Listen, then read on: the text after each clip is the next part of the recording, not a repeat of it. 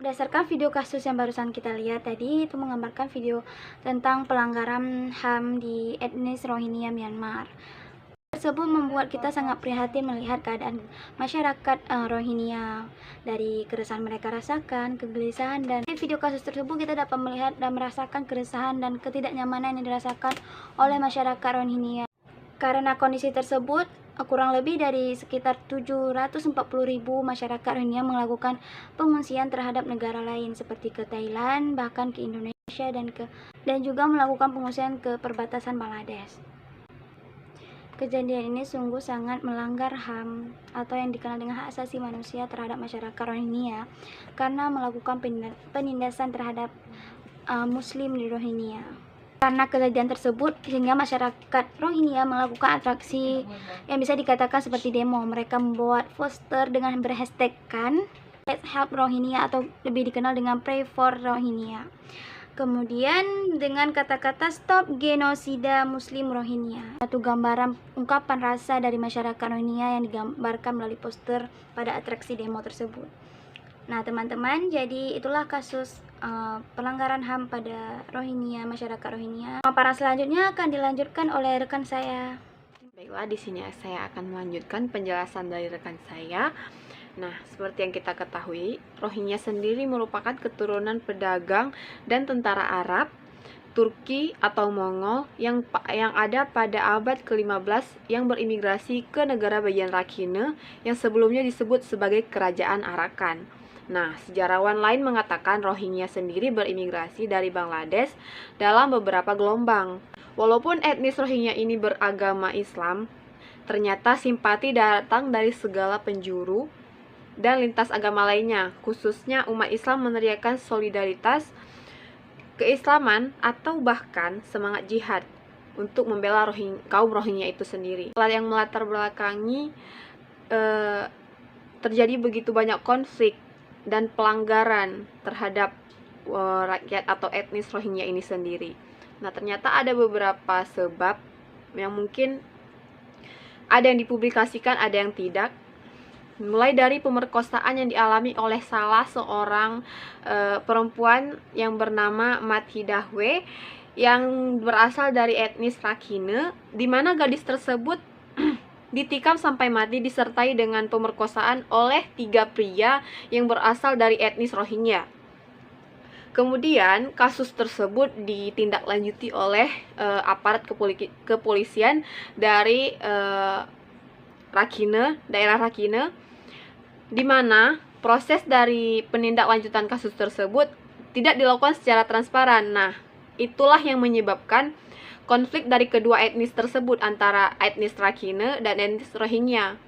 Kemudian yang kedua, ada penyebab lainnya juga, yaitu warga Rohingya sendiri yang berasal dari etnis Bengali tidak diakui sebagai penduduk asli Myanmar. Dapat dilihat dari dikeluarkannya undang-undang kewarganegaraan dari negara Myanmar sendiri pada tahun 1982 yang menjadikan warga Rohingya dari etnis Bengali tersebut tidak diakui kewarganegaraannya, yang menyebabkan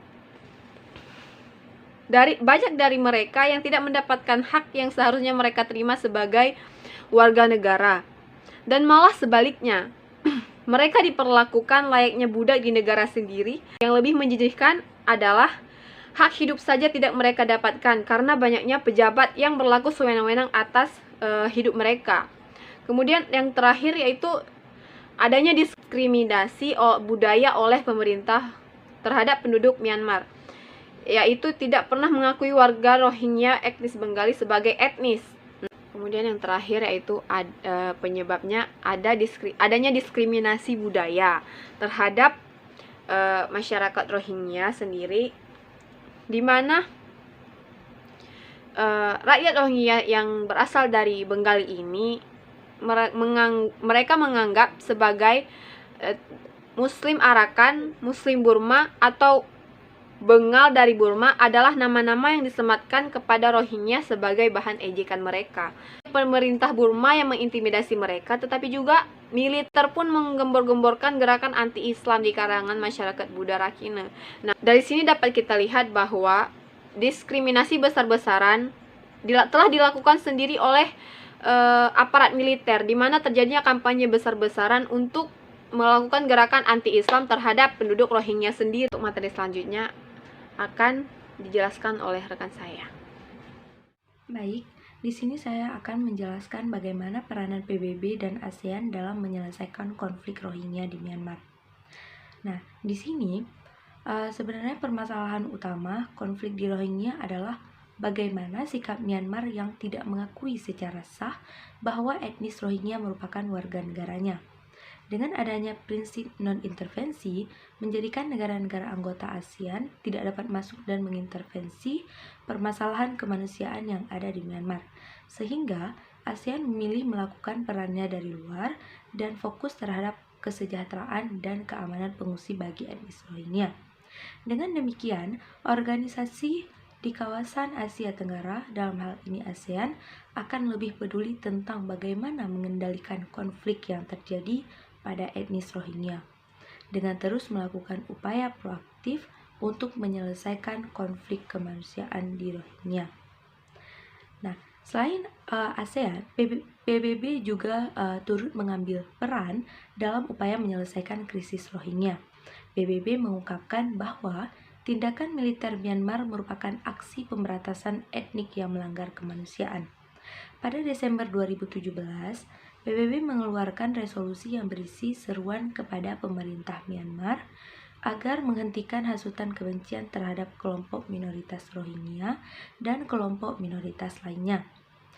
Pada Agustus 2018, 131 anggota parlemen dari Asia Tenggara ikut mendesak Dewan Keamanan PBB untuk mengajukan krisis Rohingya ke Mahkamah Pidana Internasional. Namun, hingga sekarang krisis Rohingya masih belum juga terselesaikan. Nah, pada tanggal 17 Agustus 2012, ASEAN beserta Menteri. Nah, selain ketiga upaya sebelumnya, upaya lain yang dilakukan oleh ASEAN adalah menggelar The ASEAN Interparliamentary Myanmar Caucus atau AIPMC, komisi khusus yang dibentuk untuk menangani isu Myanmar. Pada pertemuan di Bali, AIPMC menghimbau Presiden Myanmar Thein Sein untuk melanjutkan tugasnya memajukan proses demokratisasi dan penegakan hak asasi manusia di Myanmar. Myanmar harus mengambil langkah-langkah konkret dan maju menuju perundingan damai dengan kelompok-kelompok etnis yang bersenjata sebagai prasyarat untuk kemajuan demokrasi.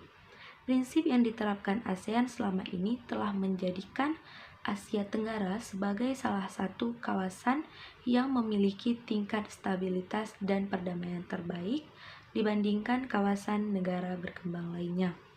ASEAN selain sebagai penggerak utama pertumbuhan politik di kawasan, juga mampu menciptakan partisipasi yang aktif dan rasa saling memiliki seluruh anggota.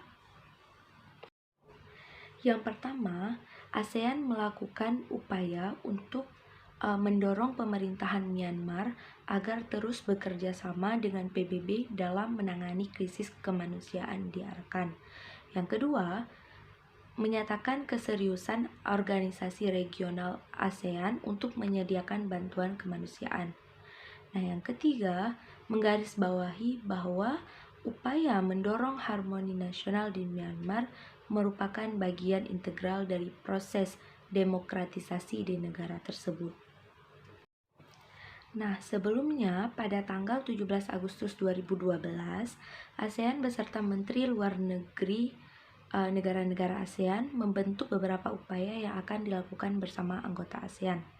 Nah, adapun upaya-upaya tersebut yaitu yang pertama, ASEAN membentuk upaya untuk mendorong pemerintahan Myanmar untuk terus bekerja